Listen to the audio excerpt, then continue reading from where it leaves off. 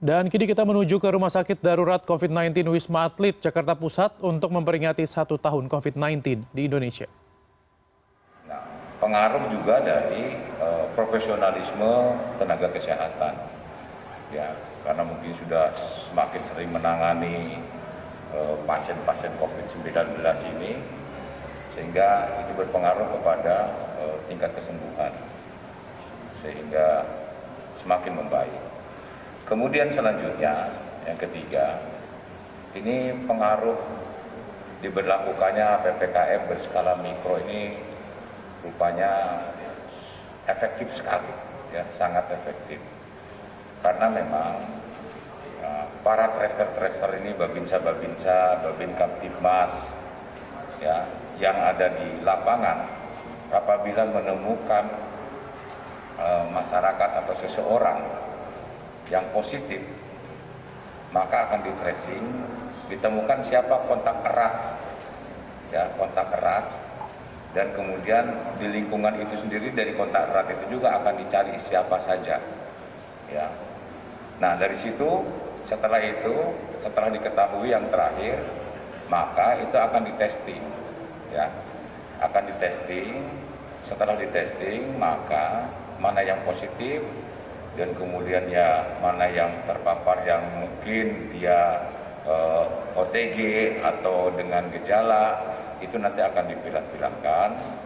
Kemudian mungkin yang berat akan dilarikan ke Wisma Atlet atau ke rumah sakit, atau yang ringan, yang JT-nya mungkin di bawah 25 atau 30, dia isolasi mandiri di wilayahnya atau di RT setempat. Nah, para tracer ini justru yang akan menghambat untuk orang yang terpapar dengan orang yang kemudian kontak erat dengan yang bersangkutan, itu dia tidak berkembang dan akhirnya berkeliaran, ya. Jadi misalnya satu orang ini terpapar, akan ditanya, ketemu dengan siapa kemarin, ketemu dengan siapa.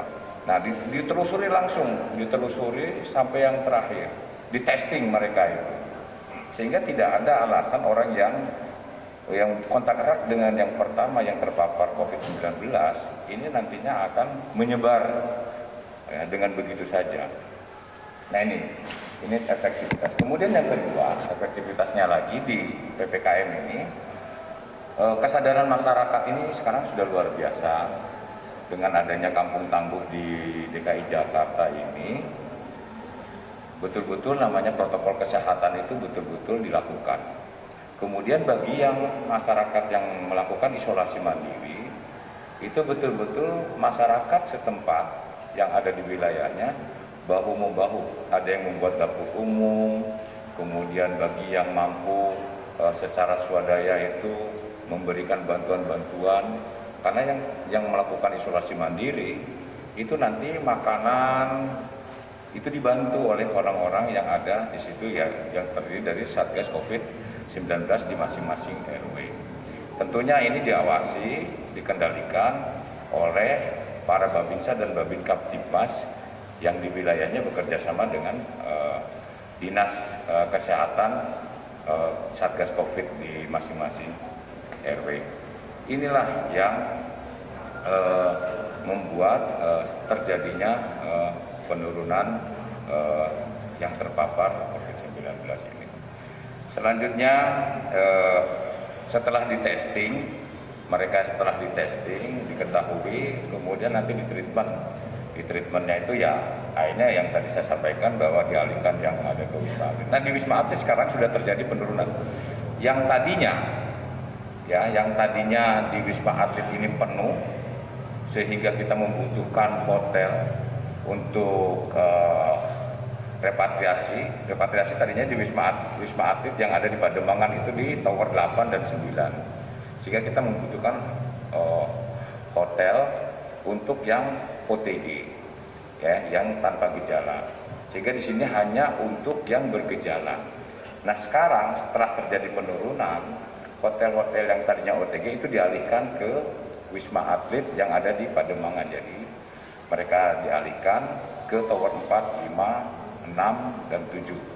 Nah, yang tadinya Tower 9 itu untuk repatriasi dikembalikan ke hotel, sekarang sudah difungsikan lagi repatriasi dikembalikan lagi ke hotel karena hotelnya sekarang sudah mulai berkurang. Tapi tetap di hotel-hotel juga masih ada sekarang, jumlahnya ada 8 hotel yang untuk OTG.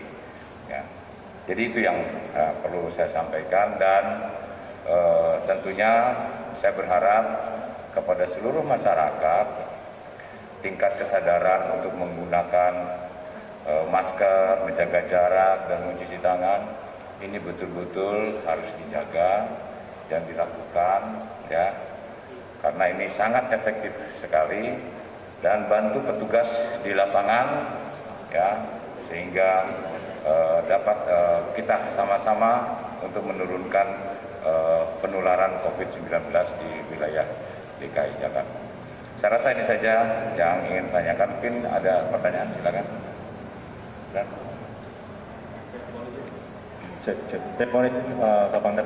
Jadi sebenarnya kalau prakteknya mengenai PPKM Mikro, sebenarnya kan kalau di lapangan kemarin ada pedagang atau ini warganya menengah ke bawah. Mereka untuk berjualan memang sebenarnya ada peraturan untuk jamnya nggak sih? Di tempat-tempat khususnya di RT RW, karena kalau saya kemarin sempat melihat dan liput, mereka masih tetap jualan hingga pukul 8 malam. Memang dibolehkan hingga pukul 8 atau memang ada pemantauan lebih? Karena kan mereka ekonomi ke bawah, dan menengah ke bawah, ya mereka mengeluhkan kalau mereka nggak jualan. Itu gimana? baik, mau yang berjualan ya dengan yang tidak berjualan pada dasarnya nanti kan akan kembali ke rumah. Jadi pemantauan itu dari masing-masing RT ya, dengan menggunakan fasilitas yang sama. Jadi para tracer ini tidak serta-merta kemudian ke tempat pedagang-pedagang dan sebagainya, tidak, karena mereka tetap jalurnya masing-masing dari RT setempat yang dilaporkan, begitu ya, tidak serta-merta mengecek ke pedagang-pedagang. Tetapi kalau misalnya dari RT setempat, misalnya si A ini di salah satu RT ketemu dengan pedagang ini, nah itu nanti akan di tracing oleh para tracer, itu akan di testing, dicek di situ, Pak, Ibu ini atau Bapak ketemu dengan si A yang kemarin, nah itu langsung di testing sehingga tidak pernah akan lolos nantinya. Mungkin nanti kalau secara data Majen tugas akan menyampaikan lebih detail lagi tentang perkembangan COVID-19 di wilayah DKI, termasuk bagaimana teknisnya para tracer ini sehingga mereka mampu melaksanakan tugas. Tentunya mereka akan didasari dengan pelatihan dan sebagainya.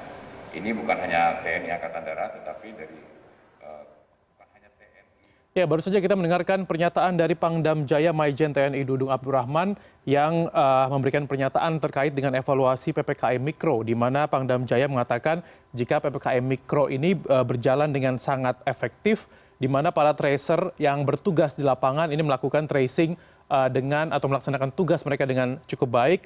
Kemudian juga disampaikan bahwa kesadaran masyarakat semenjak PPKM Mikro ini juga diberlakukan juga sudah meningkat.